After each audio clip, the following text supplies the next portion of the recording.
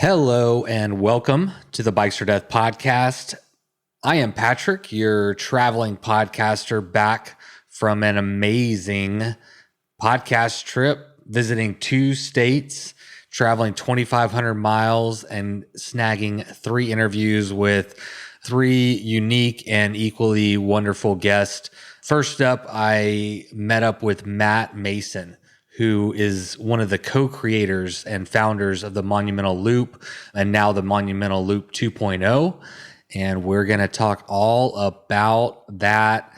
But first, let me give a huge shout out to some new patrons that signed up in the last week. Tell you what, when I was out there driving the van all over the freaking universe, getting these conversations, I noticed that gas prices have gone up like a lot. I guess here in Texas, maybe because we got a shit ton of gas, I guess our prices are a little lower. And I got on the road and I got sticker shock. So, man, everyone who is supporting the show, it is really making a difference and really helping to keep those wheels rolling, literally.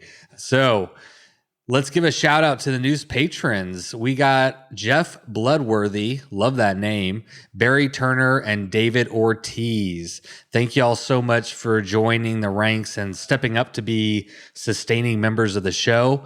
And I'm going to keep putting out a sustained effort of trying to get on the road, get these interviews, and bring them to y'all, lovely people. It's a pretty fair agreement, I think, right? I actually have the next Bikes or Death podcasting road trip. I need to come up with a fancy name or something clever. I have the next round of interviews scheduled for next month. I'm actually heading out in 2 weeks to do a bike pack rafting trip. Details to follow, but that's coming up in 2 weeks. Then 2 weeks after that, I have 3 in-person interviews. So again, I appreciate all the support because it really is coming in handy, keeping the doors open, the lights on, and gas in the tank, air in the tires, and so on and so forth. All right, well, that's it. This episode is brought to you by you. There are no other sponsors, just your kind donations, and your love is the only thing keeping Bikes or Death afloat. So thank you again. If you want to find out more about how you can support the show, head over to bikesfordeath.com and you could sign up as a patron, which is a sustaining member. You could leave a one-time donation on PayPal if you think this episode or one of the other ones is particularly good. So if you got a little extra jingle jangle in your pocket and you think Bikes or Death is worth a couple of those dollars, you can give a one-time donation on PayPal. And of course, also visit our store. We've got some hot merch in there and we've got some cool stuff coming. What about instant coffee? Yeah, it's on its way. I got the email today. We have what I think is the best instant coffee I've ever tasted. In fact, I think it rivals my pour over coffee that I thought was super fancy. I mean, it's like really good. And so that's going to be up on the website in about a week or so. Again, we're waiting to actually receive it, but I think it's going to be good. So be on the lookout for that. And I think that's it. All right. It has been a freaking whirlwind since the last episode because, like I said on the last episode, I literally finished recording that, the intro and the outro for that one, editing and getting it out there. And I had, I think, about 12 hours or so to pack and finish up work and all those things to get on the road. Then I drove 12 hours. No, sorry, I drove 6 hours, slept in the van, drove another 6 hours, got to Matt Mason's house about 4 p.m. And by 5 p.m., I think it was wheels down with our bikes and we rode 10 miles up into the mountains. We camped right at the base of the Oregon mountains at a primitive campsite that Matt had identified. And it's one of his favorite spots. And it was quite beautiful. The weather was perfect. The trails were awesome, and it was great to just get to meet Matt. He was a super cool dude. He's one of those guys that I've kind of been following on social media, like probably a lot of y'all have, and I've always enjoyed his kind of humor, I guess, and he's got a great beard, so who wouldn't want to go hang out with a cool desert rat like that? Him and the co-creator, and I think his name is Pablo or Paulo. I'm pretty sure his name is Pablo. And I apologize if I get that wrong, but I know we give him a shout out in the episode. But he and his friend are the co-creators of the Monumental Loop, as I mentioned. And you may have noticed that they just revised the route, and now it's being referred to as a Monumental Loop 2.0. And that was done for some very specific reasons, ultimately to make it better. But we'll get into all that in the episode, so no need right now. After a great night of just palavering and enjoying a New Mexico night with some new friends, woke up the next morning and recorded this episode. The sun was just coming up. The weather was nice. The views were beautiful. And I wonder if you'll notice, because when I listen to this episode back, I can feel that I'm more natural, that I'm more comfortable, and that overall the flow of the conversation is better. And it just really speaks to the value of those in-person interviews, to just be able to sit there, especially in a cool place like that after doing a bike packing trip and getting to know Matt. It was a really cool experience, and it was really the fruition of this goal and this plan that I've been working on for a couple years now. And I got to tell you, the whole thing, after that, I went to go interview and meet up with Lail. And after that, I went back to Santa Fe, New Mexico, and interviewed John Watson, who's the owner and founder of the Rativist. And I got to say, it was a freaking awesome trip. Like, it just went off without a hitch. I slept in my van. I got the interviews, bada boom, bada bang, had a great time, and came home and literally got home at like 3 o'clock, and I had to pick up my daughter from school at 3:30. But man, it worked. It was great. I loved it. And I hope that you'll see the value in these in-person interviews and that you can help support it. All right. Well, as you can tell, I'm super excited. I'm giddy, in fact. Giddy. Just got home yesterday off this trip, and I'm worked my little tushy off to get this episode out, both because I'm excited and also because I'm excited, and I guess a little bit because I know that you're going to get to like it too. Okie dokie pokey. That'll do it for me. Thank you, Matt Mason, for hosting me on the Monumental Loop. I hope it is a monumental success. I think it will be. You got a great thing going there. And I encourage people to, after listening to the episode, follow up with Matt. He's a super cool guy, easy to talk to, very knowledgeable. And he also provided a write-up that's going to be on the blog, which will include some other resources and some other links to cool things that are going on in the Las Cruces area. So really, they got a lot going on, and it seems like a super cool community. So I'm wishing them all the luck in the world, and it was great to be able to just kind of get a taste of it. All right, well, that's it. Let's get to the show. But first, Miles Arbor is going to take it away with the Bikes for Death theme song. You load up your bike, you ride away from home. You could be with your friends or you could be alone. You ride for a day or maybe more. You just love being in the great outdoors. Everything you need is strapped to your bars, including that new pillow you got from Santa Claus. And then you think, oh shit, to yourself. You left that super lightweight tent on the living room shelf. Bikes or death. Bikes or death. Podcast. Well, we are on the Monumental Loop with Matt Mason. Some of you may know about the Monumental Loop and Matt. Matt's a little bit behind the scenes, though. He doesn't like to come out of the woods too often. So I actually came into the woods to interview him. So picked a nice campsite for us here right on the loop. And first, thanks for having me out here, man. No, thanks for coming. I guess I should acknowledge the fact that this is the first Bikes for Death road trip back on after COVID. And, well, COVID's still here, but you know what I'm saying. I mean, after the restrictions have lifted a little and vaccines are kind of rolling out, it's like This is the first one, so I'm like beyond giddy to be here to kind of finally get the van out on the road and start doing some in-person interviews, doing a little riding. So, man, it feels good. Yeah, no, that's what I was going to say. It feels good in lots of ways. Yeah, for sure. You know, just to kind of set the scene, due to my schedule, we didn't get to ride the whole loop, and we didn't ride much of it, but I did get to get a feel for, you know, what the area is like. But can you describe, like, why you love this campsite so much, this one you brought me to? Yeah, I mean, I guess the campsite and the ride together work really well. But we rode from my house 10 miles, 11 miles, mostly in the dirt, a lot of single track. And now we're up here on the edge of the Oregon Mountain Desert Peaks National Monument, and then an Oregon Mountains Wilderness is sort of our backdrop to the east. And it's kind of an impressive, jagged mountain range that rises, 4,000 feet from where we are, kind of straight above us. And then every night you camp here, you get the sunset views on that when it glows orange and purple. And then in the morning, the sunrise comes up, and it's fantastic.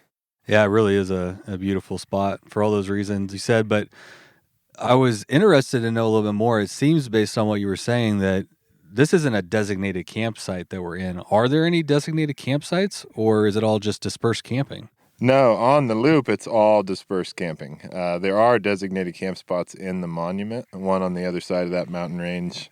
Very few, though. And then on the route, it's all, you just camp wherever the mood strikes you. And which is great, I think. I mean, you don't have to have a set distance and make reservations, and you can kind of just go and see where the wind takes you. It's also cool because you can come out and stake out any spot you want. Like you said, this is one of your 8 hotels.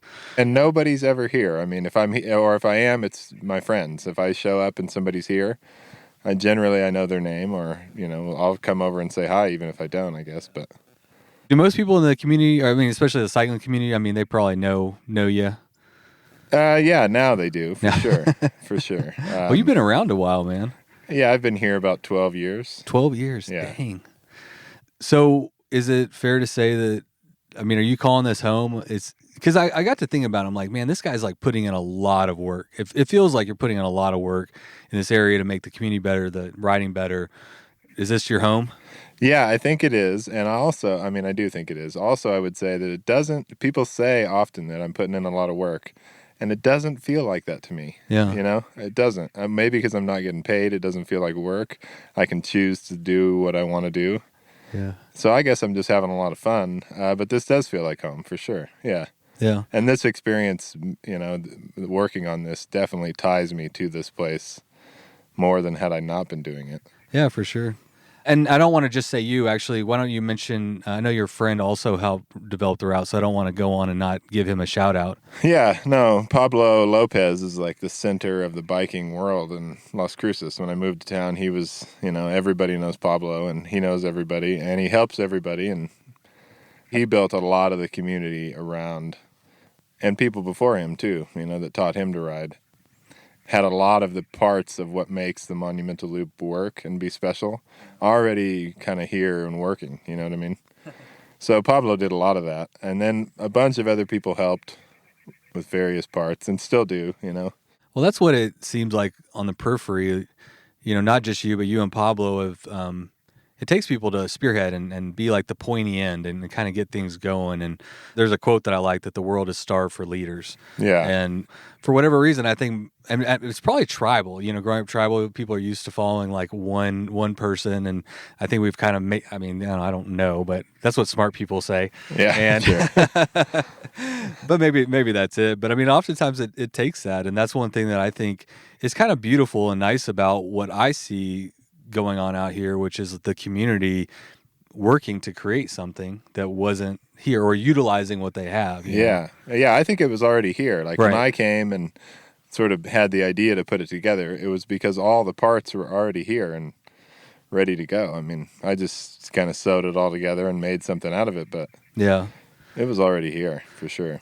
Well, that's a perfect segue to segueing away from the Monumental Loop for a second, because in my true fashion, we got to turn the mic on you a little bit. Sure. And then we'll hop back on to the Monumental Loop.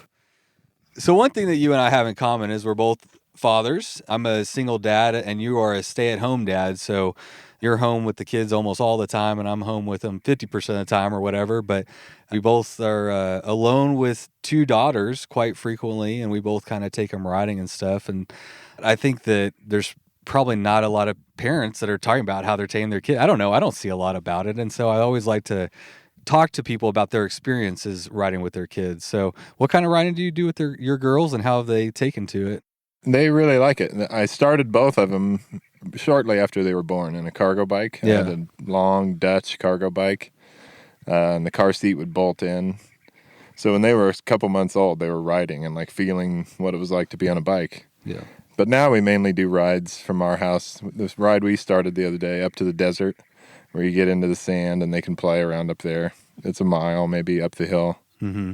And then down through campus is on the other end of us. And same thing, we'll ride 3 or 4 or 5 miles, stopping more than we ride. What kind of setup are your girls on? So your girls are 11 and 6? No, 8 and 6. 8 and 6. Right. Yeah. Oh, mine's 11. That's where the 11 came from. Yeah. They're just on regular bikes. Okay, so they're on their own. And, yeah. My 8-year-old has a 3-inch tire, or 2.8, kind of like a plus bike, which is amazing that you can get a 20-inch tired plus bike. But I have my daughter has the exact same thing. She's got the Salsa Timberjack, I think, with a 20-inch, 2.8-inch tire, and that's a game changer. That's a good tip, I think, just for parents out there, because I got Lila that bike. I actually got her the smaller one too. I can't remember they make. Is it? No, it's 20 and 24. Yeah, that's what it is. So I have both of the 20 and the 24. And starting her on that 20-inch, man, she was just able to roll over all kinds of stuff, Yeah. So we ride this trail, La Maria, that we rode up last night. I'll bring her out, and she can ride that on it pretty nicely. Yeah. Flat and, huge views. And so. Yeah, man. How do they like the camping experience and stuff? That's their favorite. We had a trailer, and a lot of Corona, during the lockdown or whatever, we did a lot of campouts those first few months, especially. And it was the highlight of the whole year, I think. I mean, for you or for them? For both of us. Yeah. Yeah, for both. I could only pull one at a time. The trailer only held one, so we'd just take turns, and I'd hook my ECR up with the trailer, and we could ride to a place like this, 10 miles out of town, have the place to ourselves. Fantastic. They love that. It's great, man. If your kids are enjoying it. If they're not. Yeah, if they're not, it's not. And there are days that they're not, but mostly especially the camping, they want to do that every time. Not all sunshine and rainbows, is it? No, not for anybody and doing anything. Yeah, that's a good point. I never like to paint the most idyllic picture, because the reality is, taking kids is hard, but I think it's like anything else. It's the reward is way outweighs any of the discomforts or unpleasantness. Yeah, and with a bike, I found there's way fewer discomforts. Like, I, for myself, can pack the bike and pack all the stuff we need to go camping. Like, let's say, especially in the summer, we're going to leave at 6 o'clock after dinner. So we have dinner at home, and all we need to do is ride, 15 miles to get to public land at the most. And I can pull that trailer pretty fast. They can pedal along. It's one where they can kind of assist. And it takes me an hour and a half or something to pack up. When we get home, I don't have this big truck and coolers and all kinds of garbage to empty. Yeah. It's another, 20 minutes, take some bolts off, put the rack away. I've been thinking about so I have a 4-year-old and an 11-year-old, and I got my 4-year-old set up on a pull behind bike that, hooks onto my seat post. Yeah. And so, I can put gear on her bike, I can put gear on my bike, and carry, like you said, just about everything. And if she doesn't want to pedal, that's fine. She can just sit back there and sing a song and look at the trees or whatever. And you're right. I think there's something to that. Like, maybe the mobility of it, you're experiencing more, so they're more distracted, they're more in the moment, and they're not bored. They're doing something. They're doing something, and you're not driving 30 minutes to a trailhead, and they're like, this is boring. You're having fun from the minute you leave till the minute you get back, and I spend way less. Like I said, it's just so much easier and more efficient for me to do those trips, even if it's after dinner and they say, hey, Dad, can we go camping tonight?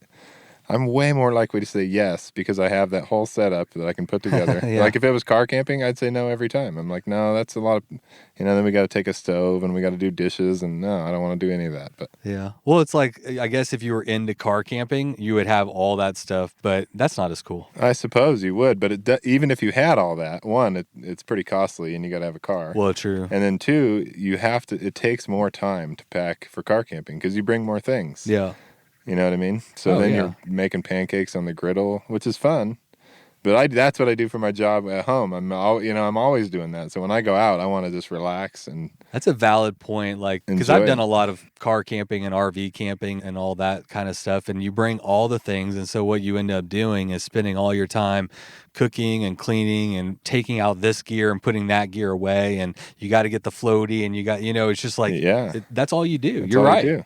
I'd rather just eat a cold Pop-Tart and not deal with any of that when I'm out here, and then ride and listen to birds and hike. Well, you get to enjoy it. I mean, that's a good point. I mean, whenever you're left with all that stuff, you're more immersed into you're just there. So you find things to do. You go on a nature walk. You go to visit. Well, you don't have a lake out here, but no, I'm picturing Texas where we have a some lake. water. A lake would be good.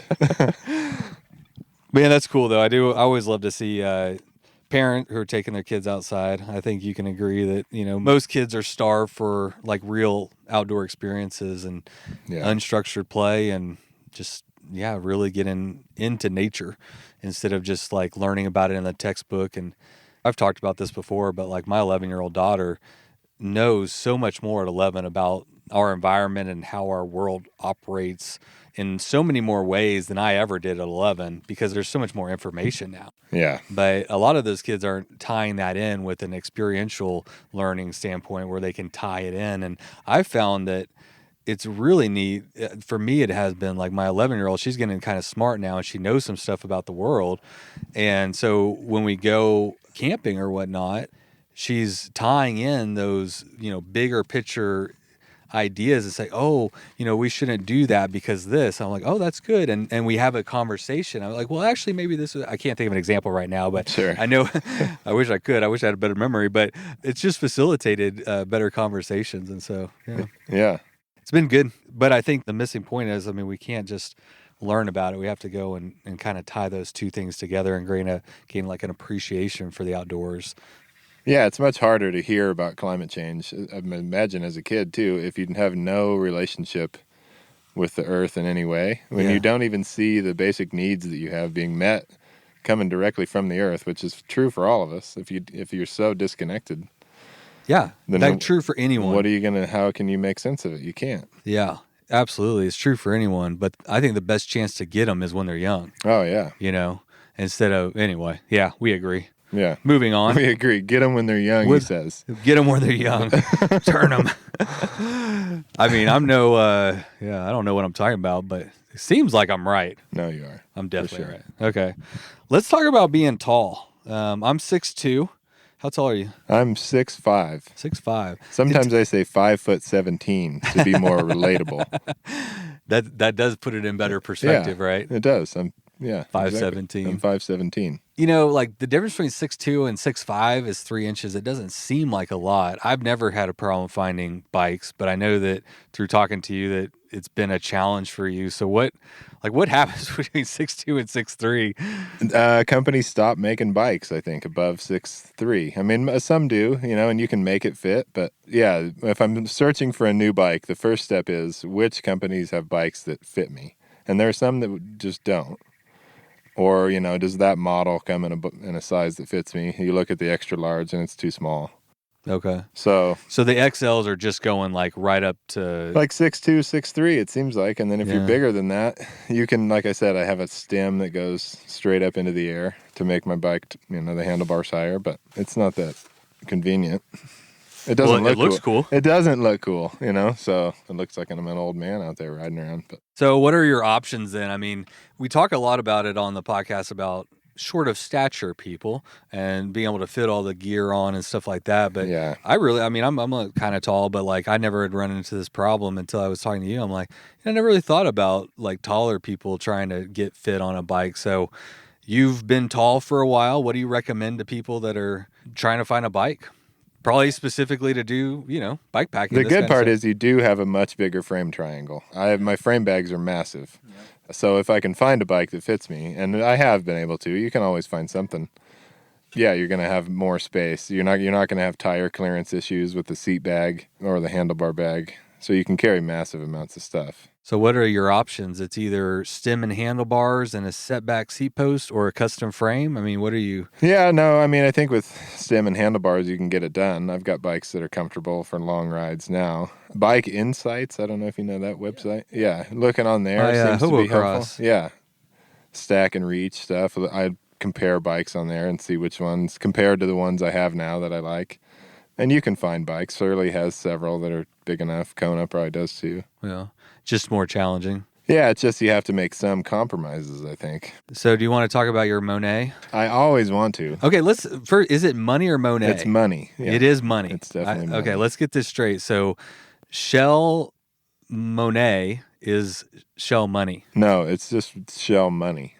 Both. Yeah, no Monet. Yeah, no Monet. That's what I'm saying. Yeah, I think everybody thought, if you just read it, I think people think it's Monet. I think so, but Shell Money. I want to set the record straight. Yeah, no. Yeah, so I don't have any specific things. I'm just thinking about the bike all the time.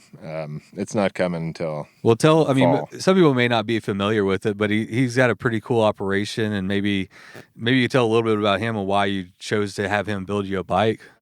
Yeah, I don't know that much about him other than he's ridden the Tour Divide on a single speed several times, and he came over and did an overnighter with us, and he's hilarious. Doesn't he build all of them out of a school bus? Yeah, or a bread truck or something over in Silver City, so it's pretty close. I've got a dirt route from Silver City to here, so I can go over and pick up the bike and ride it home. And his bikes are really beautiful, like hand brazed with brass and steel, and have some art to them. Yeah, they are like beautiful pieces. And I've never had a bike like that. I've just ridden Surleys with big high-rise stems and bars, and I'm like, I'm going to get a bike that fits me. And what about, you think about doing rim brakes on there? Yeah, I keep thinking about it, and I don't know if it's a good idea. The main issue is you can't buy too many rims. Wide rim brake rims don't exist anymore. And they're probably getting more sparse and more sparse as time goes on. I can't believe they're going to make a comeback. If I buy the bike and then rim brakes come back, sweet, that's amazing. But I don't really, I don't think that's going to happen. Yeah, we're in the global bike inventory for parts and everything is way down. So manufacturing is ramped up to try to fill to get caught back up. And I have to think that rim brakes aren't going to be the first thing on their assembly line. Guys, we've got huge orders for rim brakes out here. Yeah. We've got to go. Not just rim brakes, but wide tubeless ready rim brakes. That's not very popular probably. Yeah. But I do think it's a good bike for here. Or Big That's Bend. what I wanted to ask. Why? Big Bend area. Yeah. It's dry. So we're in the mountains kind of now, or we're looking at the mountains. But the whole area is what's called basin and range. So you have a range of mountains and then a big sort of flat drainage basin, where the water collects and the rivers run. And then you have another mountain range. So we can see 13 mountain ranges and a couple big basins from where we're sitting. So you're on these flats for a long ways, and you're not braking at all for 30 miles across the flat. And then you hit a little mountain range, and you need the brakes a little here and there, but not that much, and it's always dry. So rim brakes just really work really well. Do you have a bike with rim brakes? I do, yeah. Oh, you have I have a cross-check. Your cross-check, yeah. And it works fantastically. So you actually have tested this theory out. Yeah, I've been riding that bike for about 4 years. It's got 44 millimeter tires, 700 by 44. And I can ride it most of the places on the new Monumental Loop, the new version, and sort of some of the other big routes we have around here. All right. But I think something with 2.2s, what's that Fleecer Ridge that Lail worked on? Yeah. Get those and rim brakes and 2.2s, and man, that would be a great bike for southern New Mexico. Well, I'll be interested to see what you decide. I think I kind of want you to get the rim brakes because I'm curious. Yeah. But I think the parts issue is man, you're going to spend all that money to get it built up and get the rim brakes and everything, and then I think finding the rims is going to be a pain in the ass going forward. It might be. There are a couple of companies I think that are going to keep making them for a while. Just stock up. Yeah, Velocity makes a few. And there's those Paul rim brakes. I've always wanted Paul rim brakes. And made in the USA, I kind of want a bunch of USA-made parts on this bike. Yeah, I have a new bike getting built too that's super top secret. All USA, though, I can say. Rim brake, I assume. 100% rim brake. I mean, if it's not too late to change your mind, I'd change to rim brakes. Well, I brought up rim brakes because I was going to convince you to come to rim brakes, but you're already here, so I didn't have to do that. I'm ready. No, I'm ready. So tell me about the riding scene here in Las Cruces. You've been here 12 years.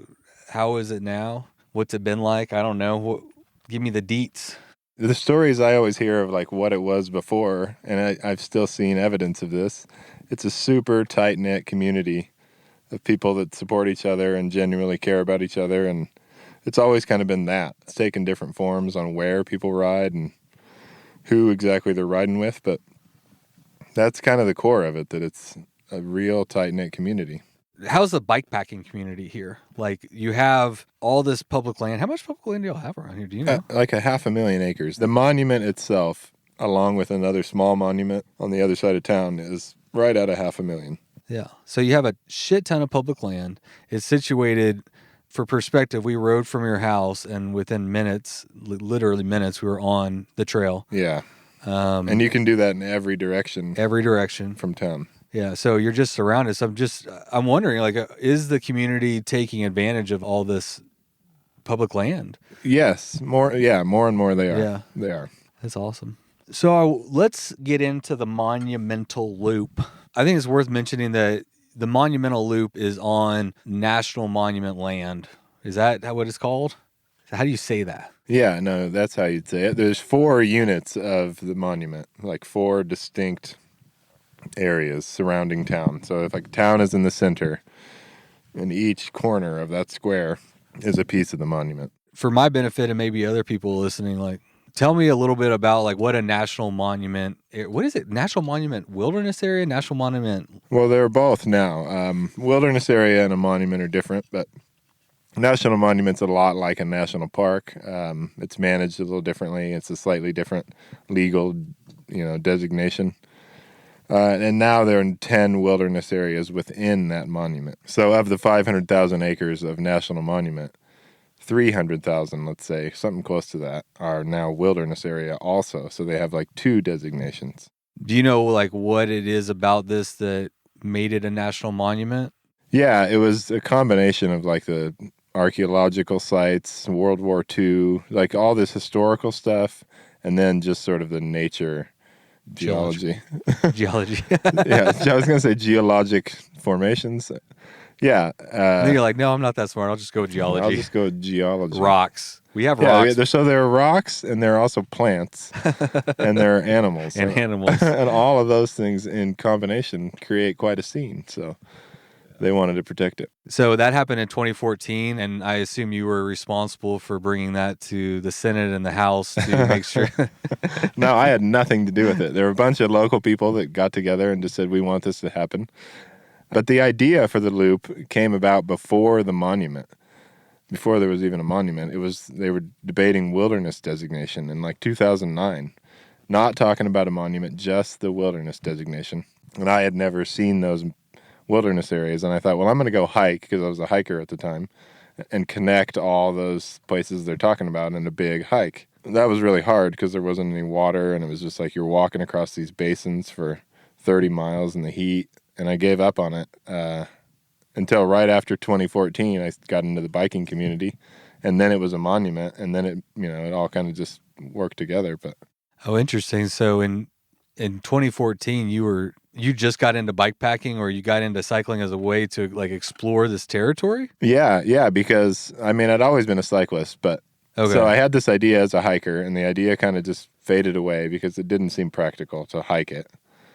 And then lack of water, long distances on kind of flat, boring roads. That's not the kind of hiking I wanted to do. Okay, yeah. People have since hiked it now, which is amazing, or run, but I didn't want to do that. And then in like 2013, Plus tires came out, like the ECR came out, which is a great bike for loading up with water and just riding out wherever, sandy, rocky, which is what we have. So it kind of, those Plus tires sort of opened up the idea of riding into these places where even locals had done some of it, but it wasn't a regular thing, but now everybody's got big tires, and we're just riding the whole monument all of a sudden. So the National Monument designation wasn't really the thing that made this land accessible by bike, it was big tires. It was big tires, for sure. Oh, man. In my mind, I was just thinking it became a national monument and, it got more attraction or whatever. Yeah. And people were like, ooh, what do we have here? And started exploring it more. But it was really just having the right gear. Yeah, exactly. But it all came together nicely, sort of at the same time. Yeah, it's interesting. It worked pretty well. So when was the Monumental Loop established? We posted it on bikepacking.com in like 2016 or early 2017 or something. So how did that go down? How did you create the route and why? Well, I guess the why was that originally back to 2009 when I'm like, I want to know these lands that they're talking. It was a big debate. Like a lot of people were against the wilderness at that time. Which part were they against? I think they just had, some concerns that they were going to be locked out of their land was sort of their quote, and they weren't going to be able to access it. They'd hunted there, they ranched there, whatever they'd done there, they thought, well, we're not going to be able to do that. More restrictive. Yeah, which it turned out not to be true, especially with the monument, as, but that was sort of the story they were being told. Like, You're not going to be able to use the land. And people don't want to hear that, so there was a fairly lively debate. Yeah. And I thought, well, I need to know these lands if I'm going to participate in the debate. And I should be knowledgeable about what's out there so I can say, hey, this is what I think because I've been out there, at least, So I tried to do that hike and it just didn't work out. I did end up visiting a lot of the places that later became the route, but... Yeah. I'm trying to piece it all together. Like you were out here exploring the land because there was this debate going on and how it should be designated. Yeah. And you purely wanted to just have an educated voice in that discussion. Yeah. And what? And that's it. That's it, basically. And I also, in my experiences hiking, have come to believe that if you put a long trail somewhere... If you build it, they will come? Kind of, but I think people will, if they have a way to get out there and experience it themselves, then that is the argument that you need to convince them that they can protect the land, you know what I mean? And they can be an active, like if they know the land, you've got a good steward right there. Yeah. Anybody that comes out and does it, I'm not sure what the question was exactly. What is your continued motivation for creating the route? Is it to protect the lands, get people out here? Both of those. Encouraging people to come out here and use the land in a sustainable way. Yeah. That I think is more accessible than car camping even. Like bikes are expensive, that's true, but not as expensive as cars. Yeah. Or trucks. To drive to like some of these places, you need a 4-wheel drive, super expensive. So yeah, to get people out partly for me to just like fulfill my own need for some adventure. You know what I mean? Like I've always done these long trails and that's been a meaningful experience in my life. And now I can't as readily because I have the girls and I've got to stay home. So to sort of be a part of the adventure community, on the other side. Yeah. Would Passion Project be a fair? Yeah, I think so. I do think so. Like the Colorado Trail, for example, when I hiked it, obviously the mountains and all that were amazing, but seeing the people and going into the little towns along the way and getting like that trail magic, they call it, from people, that's what sort of makes the trip special. So I want people to now have a place to come and do that here, basically so I can, reciprocate that trail magic that I've been getting for many years. Yeah. And still sort of like, not live vicariously through them, but sort of, get to experience their adventures. And I can tell, man, from how much effort you put into it, but also just riding with you and hearing you talk about it, it seems like you really love this place. You've put a lot of yourself into it, and it shows. Yeah, at one point I described the route. This was the old route, but the new one better fits this description as a love letter to Doñana County, which is sort of the county that Las Cruces is in, and basically the outline of the route. I like that. That's very beautiful. A love letter to what county? Doñana County. Doñana County. And everybody hated it. They read the love letter and they're like, F you, Matt Mason, for the first 5 years. But the new route is much softer and people like it. Well, that's a good segue. Let's, is it worth talking about the old route and the distinction between the two? I think so. Okay, well, let's do that then. I think so because it was a, learning experience for me. And yeah. I still think the old route has some value, but. Well, I haven't ridden either one of them in entirety, so you'll just have to. The old one is much more difficult, much more backcountry. How many miles? 350. Oh, okay. And it tries to stay in the dirt, like, at all costs and on the faintest, most beautiful trail beauty, like this backcountry beauty and taking you to all the places was like the design goal. Like if I had a goal, what do I want to do? I want to show them every corner of the monument, all the cool stuff in one ride. What are some cool things? There's a lot of archaeological sites, I think, that are really awesome. And then there's, canyons and mountains and... Yeah, the Oregon, yeah. Oregon. Organ. This mountain range is quite beautiful. It's fantastic. I don't think we gave it enough praise, but I don't know how to describe rocks too well, but craggy and rocky and jaggy and... Yeah, a bunch of granite sticking up. Sort of vaguely reminiscent of the Tetons. If you've seen the Tetons, they sort of look like that, but with big granite. They are beautiful. So obviously lots of views of the Oregon mountains. Yeah, and they're the one range really that is more of a backdrop. You don't really ride through them on the route. Yeah, you can. It's wilderness and then missile range on the other side, so you can't go too far into the mountains. I did want to bring up the missile range. So, we're sitting here in you said something last night. It was funny. You're like, here's the rule, or here's the deal. You can't put orange peels right here, but over there you can nuke the shit out of the mountain. And that's exactly what happens. I mean, we're on the National Monument. And the next border over, maybe a mile up, is Oregon Mountain Wilderness. And then a mile beyond that or so, a couple miles maybe, is White Sands Missile Range, where they're testing missiles, and shooting Abrams tanks up into the mountains. Yeah, and last night you had them out there doing some missile drills, and we got to see some of the fireworks. Yeah, it's wild. It's wild. Yeah. It's wild. It's super wild. It's not what you expect. I know there's a town there. We got a nice little mountain. I don't know, what is it, a hill almost? Yeah, just a little hill. Little hill. In Texas, everything looks like a mountain. You're like, oh my gosh. But, there's a town over there, so I know we're not that far away from civilization. That's kind of one of the appeals of this route is the accessibility. But then on the other side of there, you have where you said they tested the first atomic bomb. Yeah, like maybe, I don't know, 80 miles north of here in a straight line, 60 miles. Yeah. People in Las Cruces saw the flash and heard the bang from the bomb.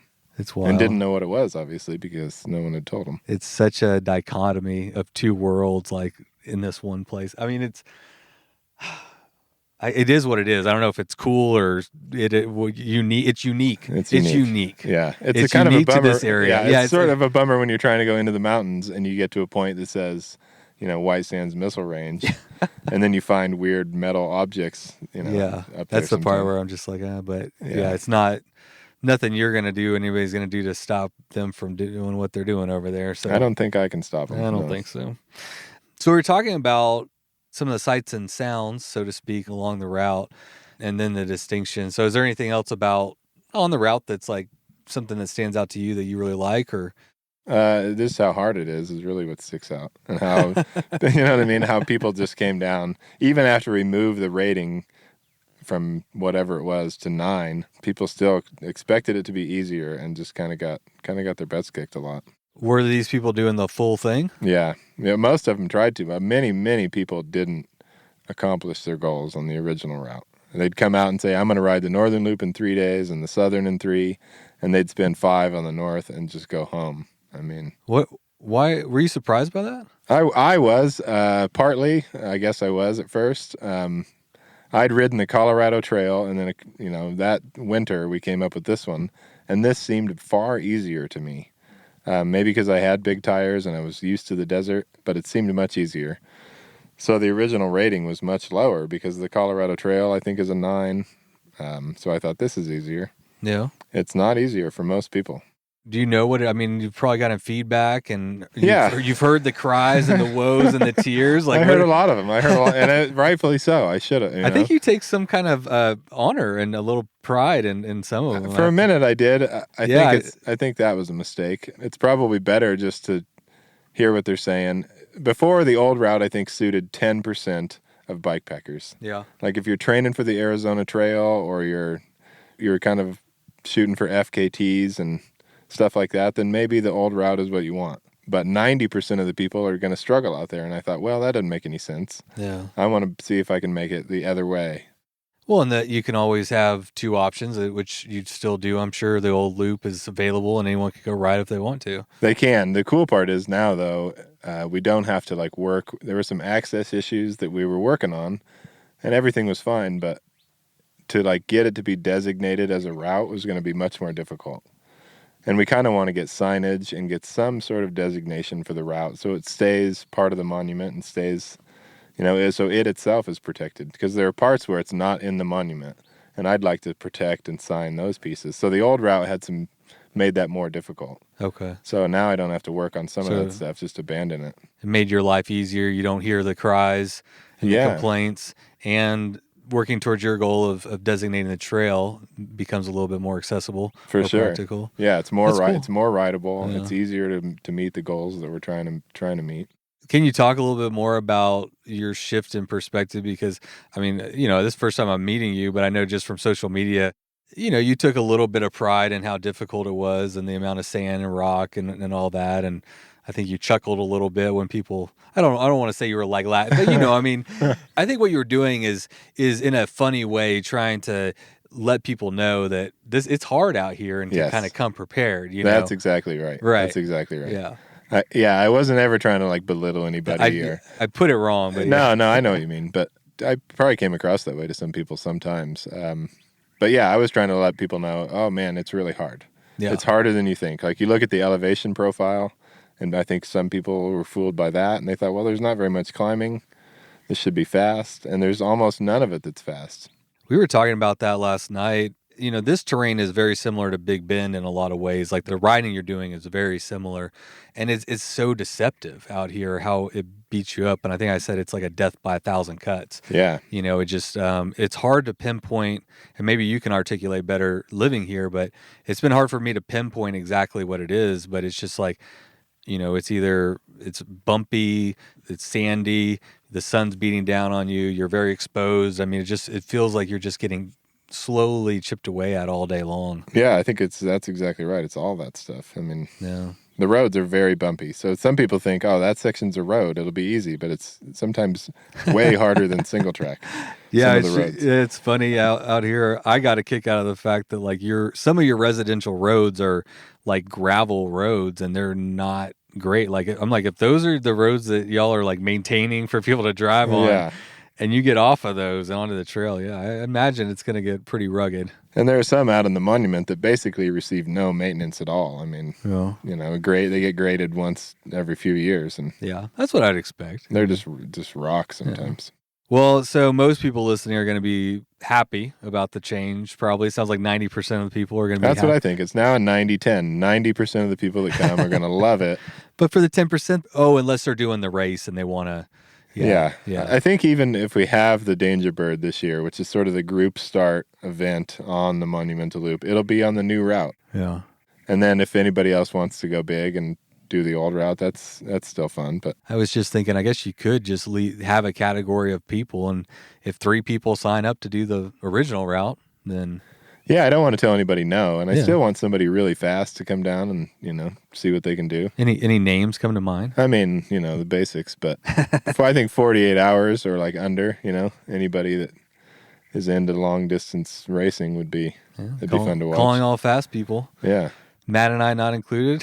Yeah, no, I'm not. I tried to do 24-hour laps. It was 350 miles north and south, split up into 2 loops, and I did the southern loop in 20 hours, and I was just absolutely gone. I was done.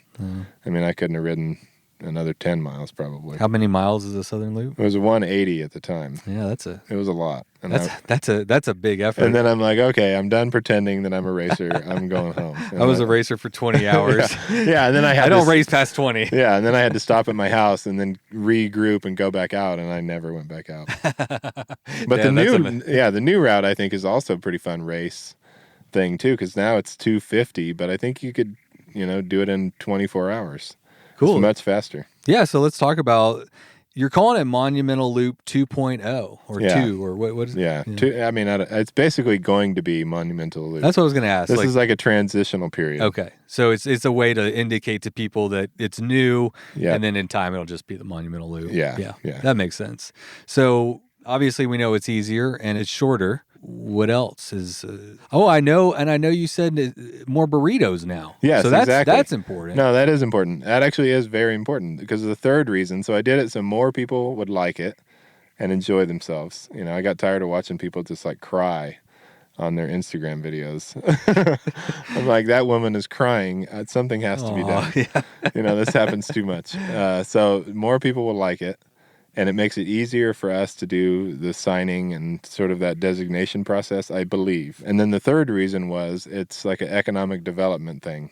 So now instead of being on these faint trails going around small towns, it's dropping down into the valley and visiting places where there's some new businesses, both in Radium Springs and Doñana. There's new restaurants and breweries and a hot springs. And I'm like, I want to help those businesses succeed or use the route as a tool. Yeah, I agree. Economic development tool. Economic development. Wow. Yeah. Have you been practicing that one? I have, yeah.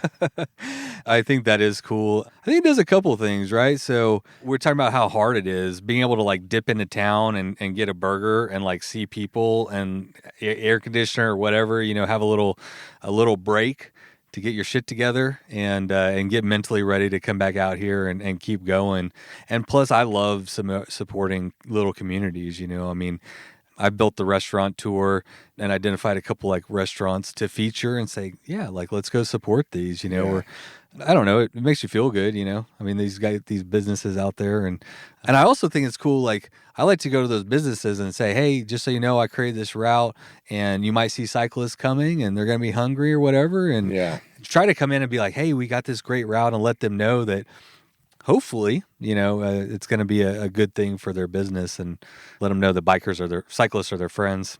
Yeah, and I think it will work. I think it'll work here, and I think business owners, especially in a small town with a fantastic restaurant, how would it not work out? Cyclists are going to go there; they're going to love it. The restaurant's going to notice. Maybe put a bike rack out front, whatever it is. But yeah, bike rack, I love it. I mean, I guess I've seen little towns when I've hiked other long places or done other bike rides, and where the town really embraces it. It brings like a whole new life back to town. I mean, the Tour Divide is an excellent example. Obviously it's original, so it's been around a long time and the communities have had a chance to get behind it, but it is an excellent example of how a route can bring economic development. Sustainable economic development to a region. Yeah, exactly. A region like this. Like this particular region. Yeah, we do have really good food too. So when you're stopping at these restaurants, it's not like you're just getting...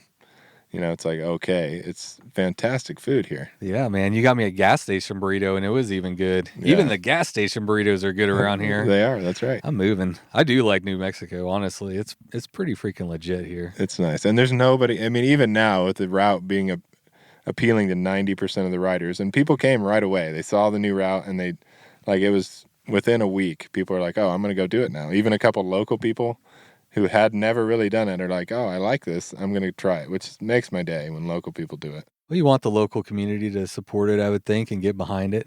Yeah. Because if the locals aren't, then... Yeah, you got nothing. Yeah. I don't know. It seems like you'd want them to...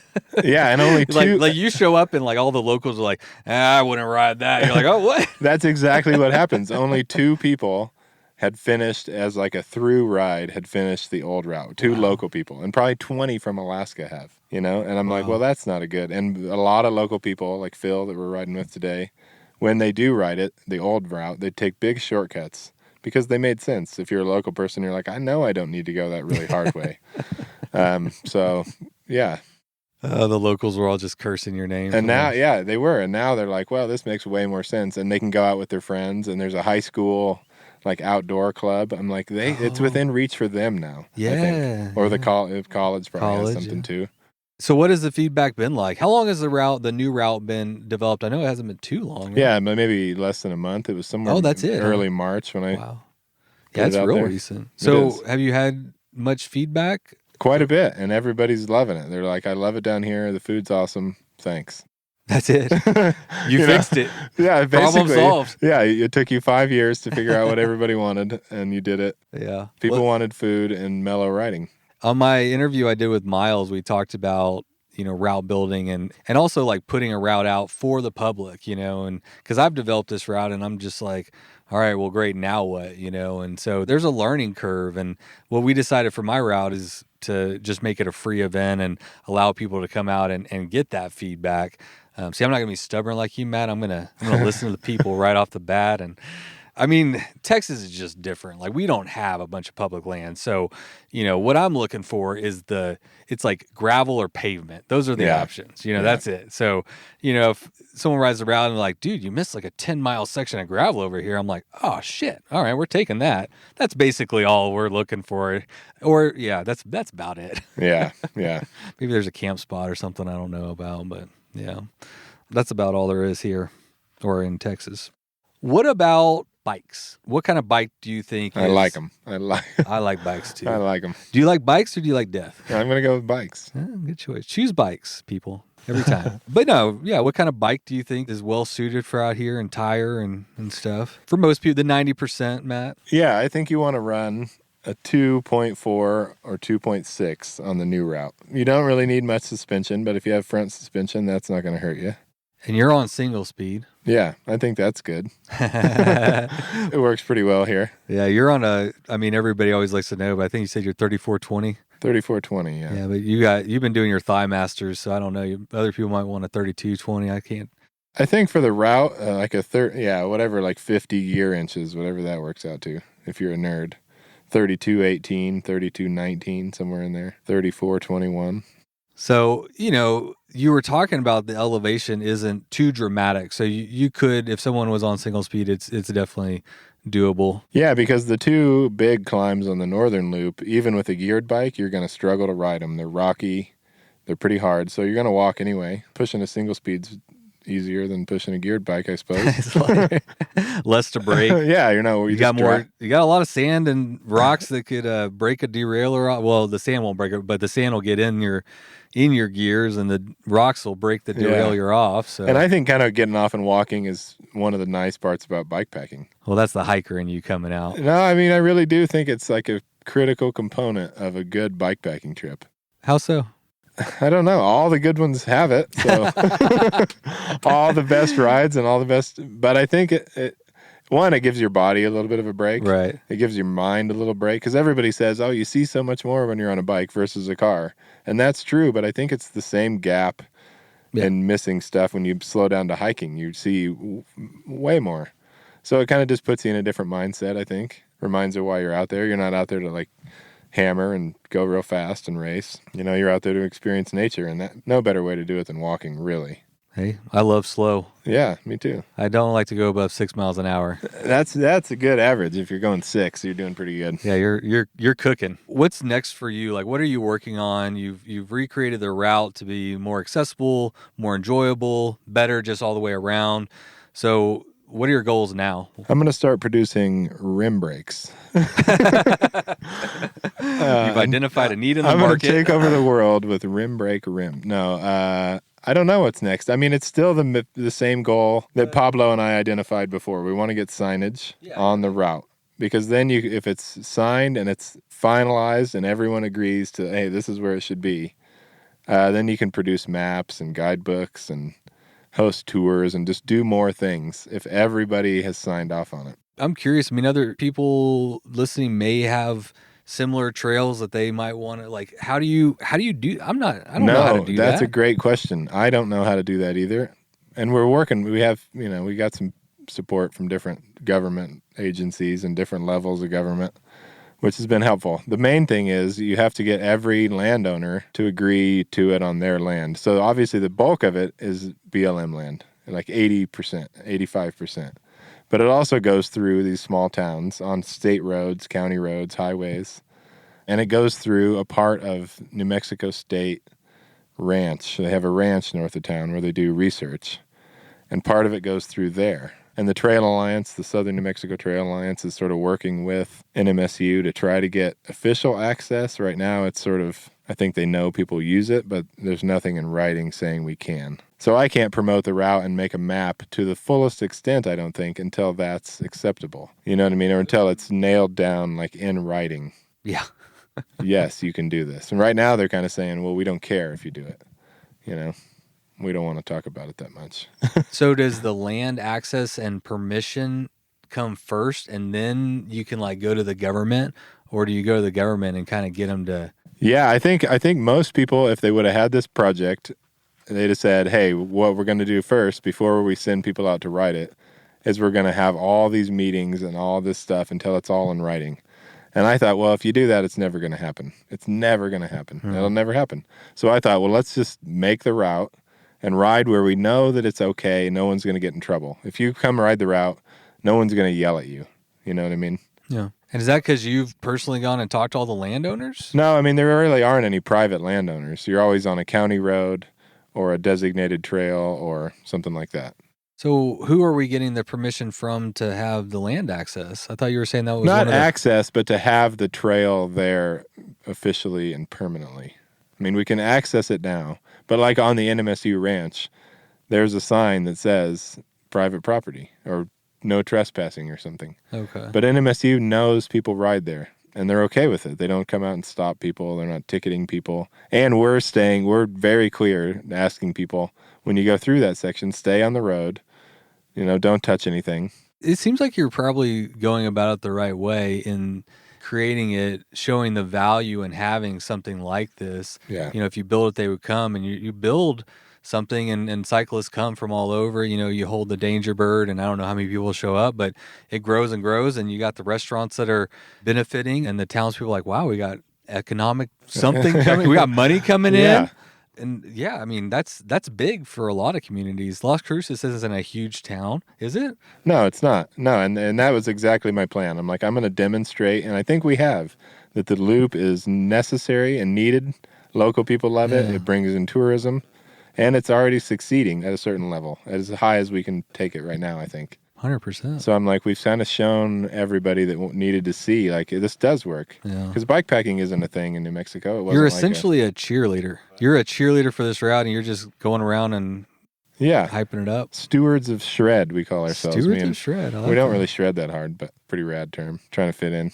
I just think it sounded cool. Cheerleader's fine too. I like steward of shred. I'll take either one. But yeah, no, and I kind of think every route, like if every route had one, like not maybe a cheerleader, but at least like some caretaker. Like if you post a route on bikepacking.com, to me, then you have to do all the follow-up.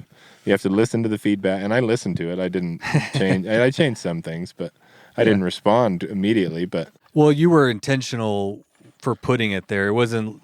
It wasn't by an accident. So It was a principled decision. You're like, no, this is part of the route. Yeah. It's part of the character and what I wanted people to experience. Yeah. So no, I'm not going to take that away. But yeah, you changed. Yeah. Everybody's allowed to change your mind, right? They are, yeah. No, but I think when a route has something like that, it can just turn into this, you know, without that much work. Like, again, I don't feel like I'm doing a lot of work. I've gone to a couple really boring meetings, you know, that are just almost beyond my capabilities. Well, you advocate for it online, and I know you've been interviewed by bikepacking.com, and, you know, you have me out here to come and chat with you. And so there's definitely some smoke. I know you're talking to the governments and stuff, and what else can you do? I mean, you just have to work at it. And I think the big work you did was all the effort in like scouting it out. I mean, that's really the hard part. Yeah. And that's what I found too, is, man, I put in all this work, like putting this route together and checking out every spot and looking at, you know, just poring over everything, you know, trying to like put together something that's cool, you know, and that works and goes and everything. That part was super fun too, though. Oh, but it's fun. I mean, because most of it here, we did like group rides, you know, when we could do group rides, I'd say, hey, let's go check out this mountain. And we'd do 70 miles in a day and check out a big chunk. And those scouting. It was just a series of really fun day rides. Oh, yeah, that's fun. I guess work's maybe not the right word, but I mean, it is in a certain sense. Yeah. Yeah. No, I was putting forth too early in the morning. Consideration. Intent. Giving it my attention. There you go. Tell me about the Danger Bird. I always envisioned it as like the hard, long bikepacking race. I kind of wanted to get into bikepacking racing. It seemed like a good idea to just have an event associated with the route. And I don't know how many people have come. The first year it was like 3 or 4 locals. Maybe 7 started, but within 20 miles we're down to 3 of us. When was the first year? 2017, I think. 2018 maybe. So yeah, maybe 2017. So you said you were interested in getting into bikepack racing. Yeah. I'm less interested now. Why? I don't know. Maybe I just don't have the time to commit to it right now. Yeah.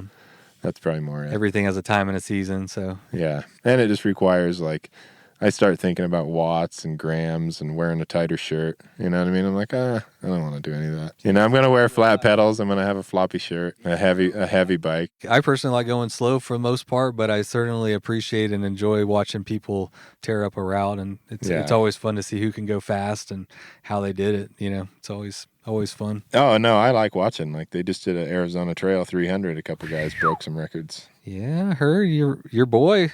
Yeah. Well, not what's my his name? Boy, Timon, the guy from Albuquerque.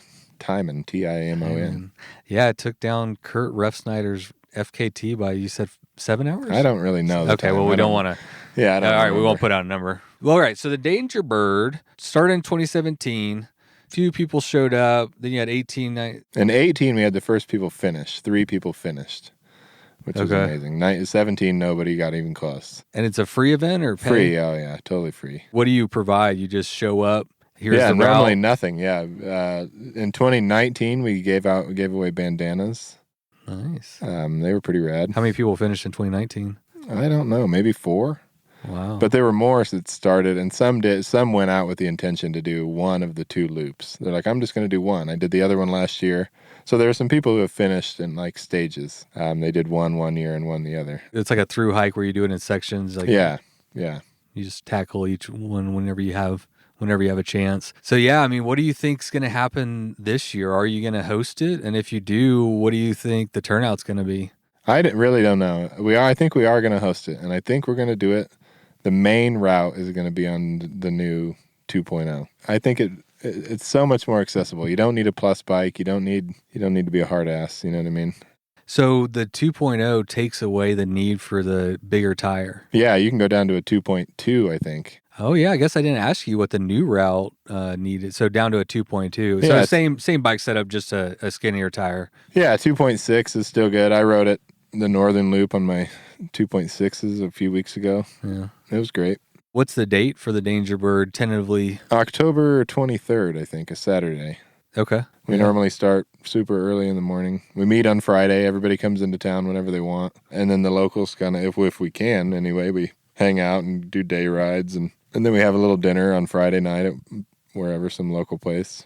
Everybody gets to know each other. Yeah. It's really more about community at this point and encouraging local people to get out there. That ends up happening a lot the last couple of years. Somebody that's finished said, hey, or come out with me. And then a little local group gets together and does part of it. I love that more than anything. It'll be interesting to see what the turnout is this year. I'm hearing that participation is pretty high with everything being locked down, that people are pretty itchy to get out and go do some, bike racing or bike riding in a group, whatever you want to come out and do. But, people are ready to get outdoors. To be a little shameless for 1 minute, Please. If I can. Yeah. It would be nice if Lail would come over and Lail ride. who? Lail Wilcox and ride the new route. I think she'd like it. It's pretty, it has some of that roads like the Tour Divide. I think that's her favorite section of the Tour Divide is New Mexico. I'll have to ask her. So after this, I'm headed to Tucson to interview Lail tomorrow. The same Lail. Actually, the same, Lail Wilcox, right. surprisingly. So I might be able to put in a good word for you. Mention that maybe. Like, Lail, the Monumental Loop has all of your favorite roads. Yeah. And it's only 10% the length of the Tour Divide. So really, it's just the best 10%. Just try it out. Come up, put a fast time. That would be sweet. And there's a local group of women, super rad, all of them. And they're trying to sort of do something inspired by Lail's Grit program. So when we, before Corona, we always had monumental talks, like a series of talks. So I always thought, well, that'd be cool to get her to come over and sort of, I don't know, just sort of build that idea that needs to happen. I think if she were here, just her being here and talking to people would be like, oh, we get it now. Like there's a spark there. Yeah. She does have that spark, man. No, those programs, that's amazing. That's where it's at. And there's some women here that want to get that started. Getting bikes and getting money, and to do that is always an issue, but... Well, it's an issue, and it's an important one. Yeah. Yeah, a lot of people are Lail has a great program that does that. I'll put in a good word. Okay, you convinced me. If we're not even for me. It's not really just... Well, that's what I'm saying. That's the key. It's not about me. Yeah. Because who am I? That's no one. That's nothing. But you're the guy that picked up the microphone. I could have talked to anyone, really. I just happened to be hiking by this morning. Like, hey, man, what do you know about this route? Not much. Yeah, well, I wish I had more clout. I'll do my best to put some feelers out. get some people out here. If I was fast, I'd come out here and tear this thing up, let me tell you. Neil was going to come down, Neil Belchenko, but he went to Arizona, and I totally get it. Like Arizona Trail 300, that route is rad, you know?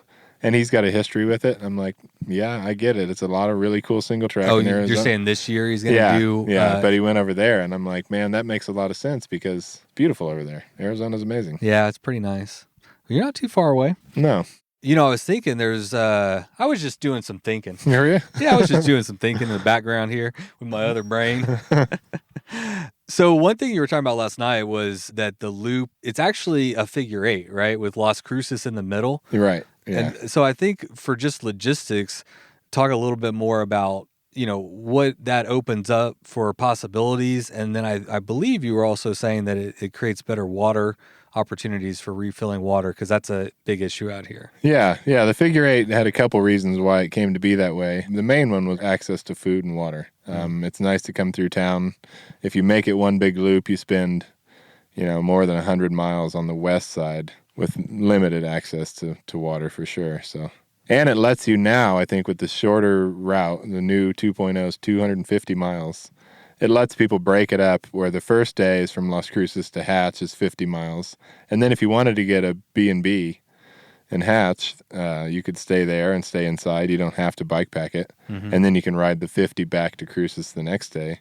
And get a hotel. So you could credit card You kind of could. Almost? Yeah, you kind of could. I mean, for sure. Yeah. So, and I don't know if people are into that. Some people are, I know. Yeah, they are. So yeah, I mean, again, making it accessible, you know, bikepacking is growing exponentially. Like, you know, routes are popping up everywhere. People are popping up everywhere. And I really think that there's a need to make routes and these wild places more accessible. It is good to have hard and challenging routes because there's people that want that. But if I had to bet, you know, I feel like there's a greater contingent of people that are wanting to get outdoors and just needing good routes. I mean, you know, that are doable. And, you know, I can imagine that if you're getting into it and maybe it's scary to come out here, you know, for the first time. And like, if you knew that there's more resources, if you knew that there was a hotel with a shower, if you needed one where you could cry and take a bubble bath, like that might tip the scale and be like, all right, I'm going to give that a shot. You know? Yeah, no, for sure. And people do need it. And they want it, like, because we would host weekly rides a couple years ago. We still will get back to it when it's safe, and monthly campouts. We'd just say, hey, we're going to ride like this right here tonight, up to that campsite. Anybody that wants to come can come. Yeah. And every time there were 2 or 3 new people who'd never come, and they're like, I've never tried bikepacking. I want to do it. I like that ride. I do that ride a lot.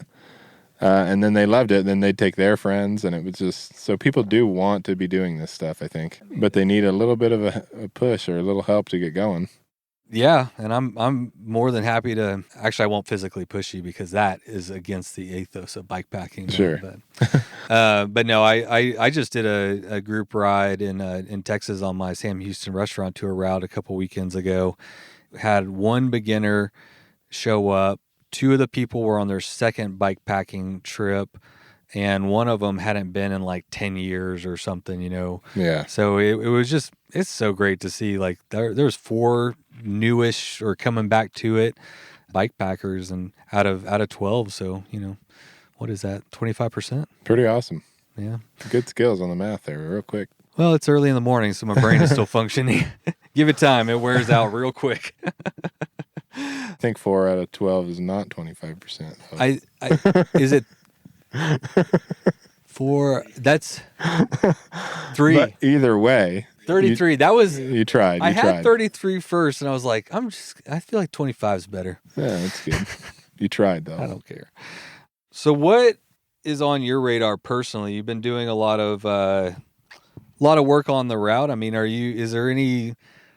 there any rides that you want to do, or races or events? Like, is there anything like outside of Las Cruces little bubble here that's like on your radar? Yeah, the AZT, the Arizona Trail. Boom. That's a great one. I want to ride the whole 800 for sure. Yeah. Which is sort of an argument against getting rim brakes on my new bike. I would like to take the new bike on the AZT. But yeah, that's the big one that's on the list. What are your goals? Racing it, touring it? No, I mean, my version of racing it, I suppose. Going kind of hard.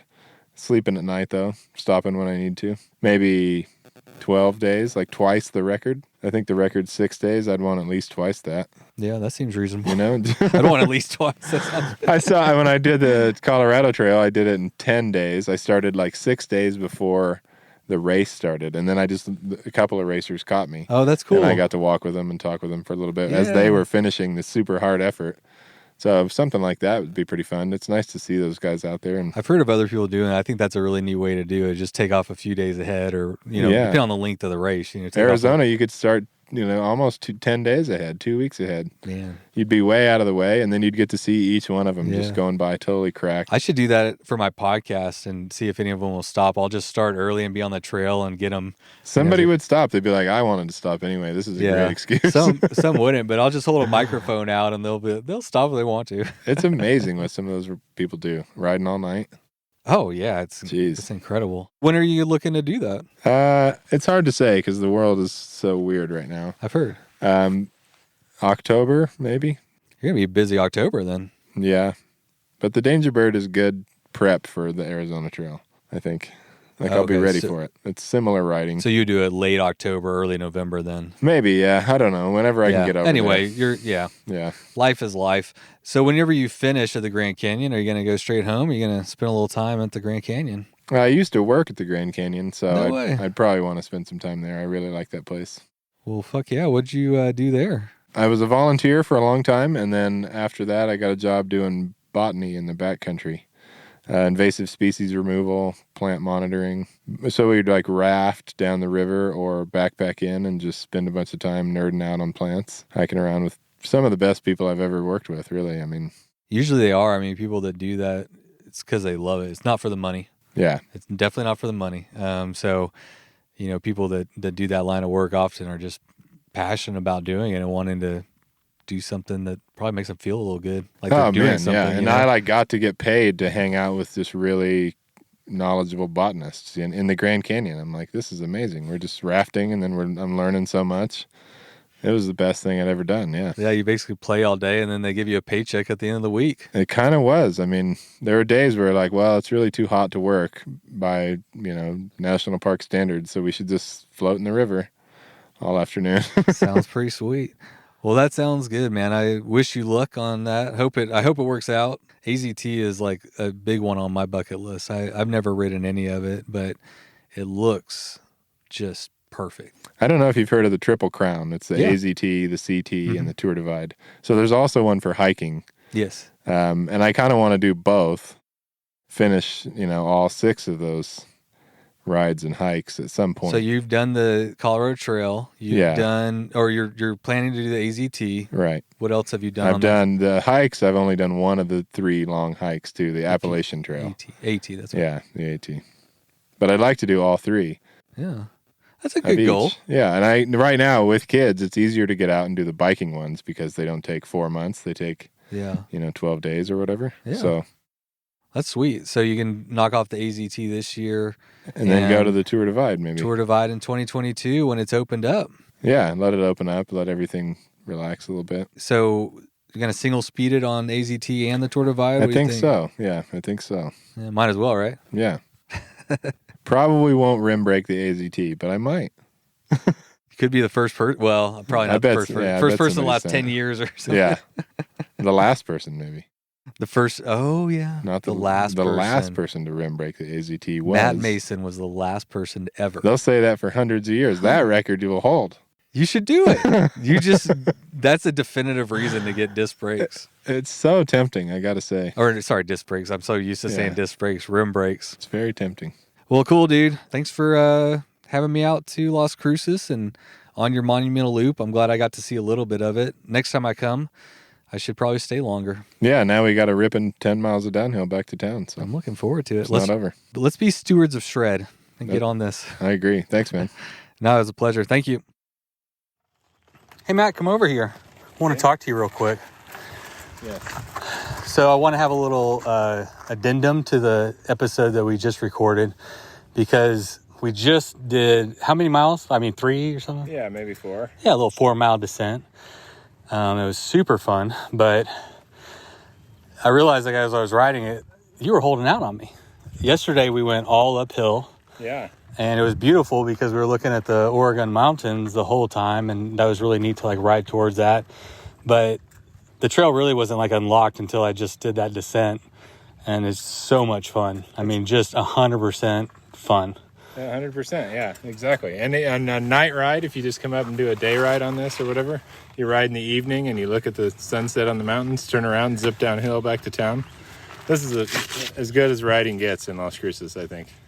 I couldn't agree more. I was thinking it's a real like truth or consequences ride, because just to describe it for people, it's really loose, sandy, rocky, gnarly. And there's been a couple times on this trip where got going a little too fast on some of the rocky stuff, and I hit a real meaty rock back there with no suspension, and I've really absorbed if you got going the wrong way, you're going to hit a rock, or there's also cactus just lining the trail. So there's these beautiful switchbacks that are slippery.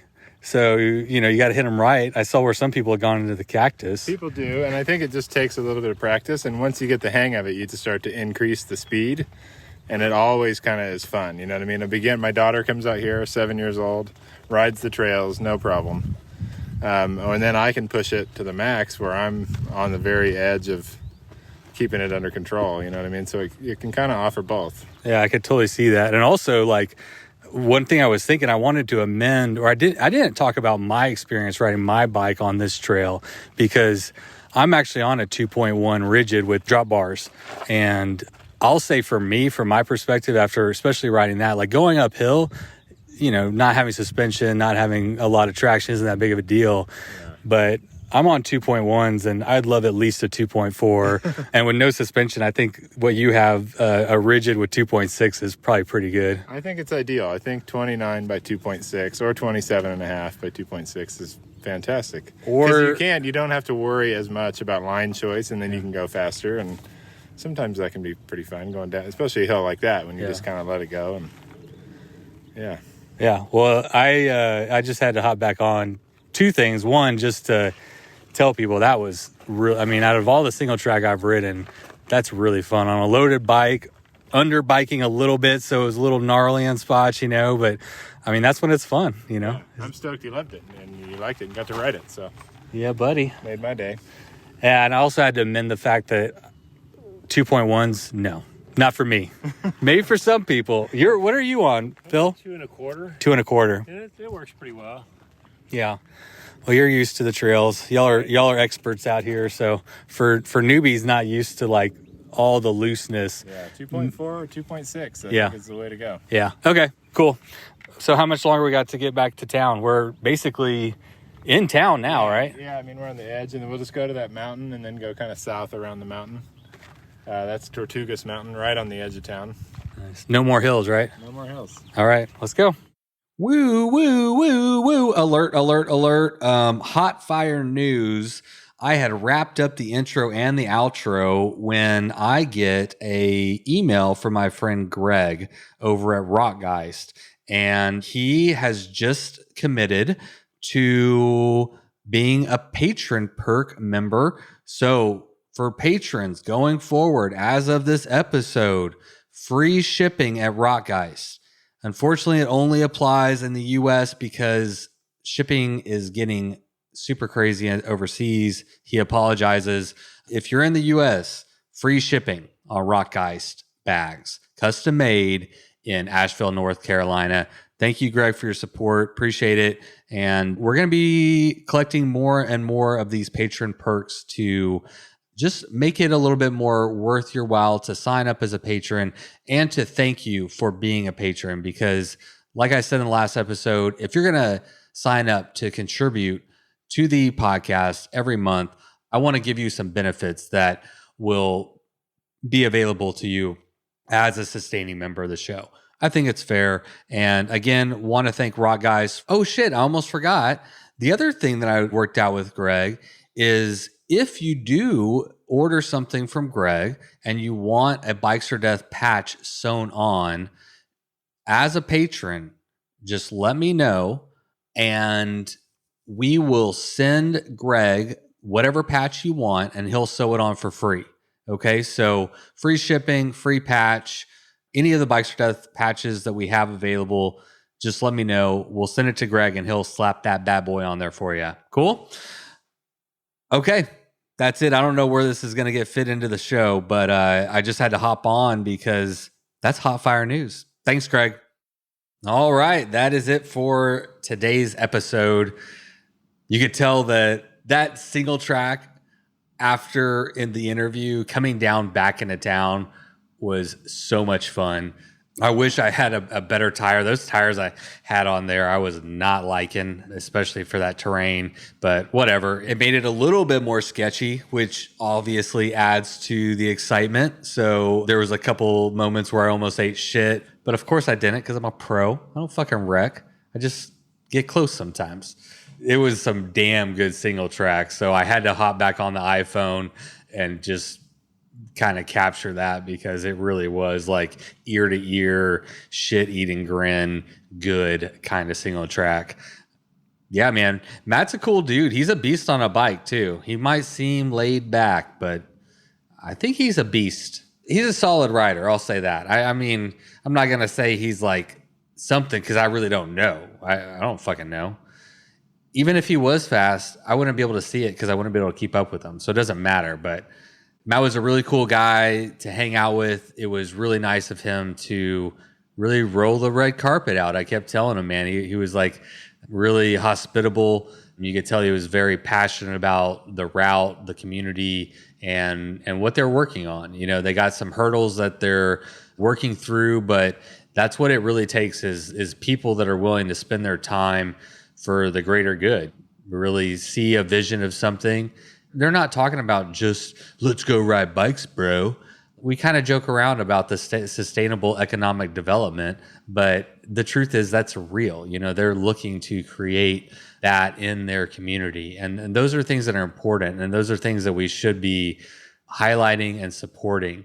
And so, yeah, I just want to thank the guys over there for all the work that they're doing, for having me out, showing me around, and for a great interview. All right, everybody. Well, that's it. We've got 2 more in the can. Next up is going to be Lail Wilcox. Obviously, I am beyond excited to have her on the podcast again. This will be my 3rd episode with Lail, and I don't think I'll ever get used to it. Like, I'm still a nerdy, geeked out, super fan, whatever. I mean, I should probably start a Lail Wilcox fan page on Facebook. Don't do it. I'm going to do it. I'm going to do it right now. So that's mine. It costs $25 to sign up. Then that's it. And then we're just her fan.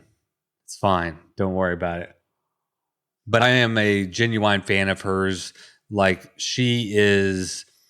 her and Mike Hall are the 2 people who inspired the fuck out of me when I was just getting introduced to bike packing. You know, I remember just watching them. They're like unparalleled optimism and the light in their eyes and the like determination. I don't know, man. Those 2 people to me really always stood out as like next level humans.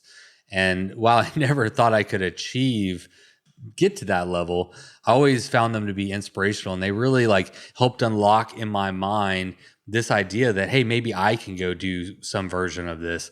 And I feel like I owe her a ton.